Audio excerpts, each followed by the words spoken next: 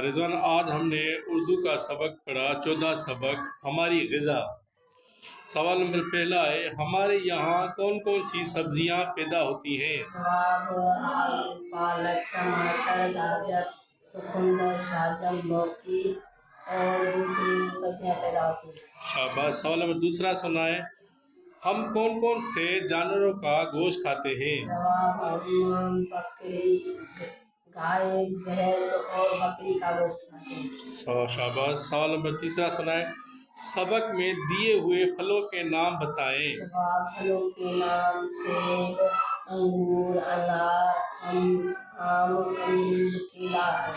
شاباش۔ سوال نمبر چوتھا سنائیں، گائے، بھینس، بکریوں سے ہمیں کیا حاصل ہوتا ہے؟ جواب: ہمیں ان سے گوشت، دودھ حاصل ہوتا ہے۔ دودھ سے مکھن، دہی، مکھن، گھی بنتا ہے۔ شاباش۔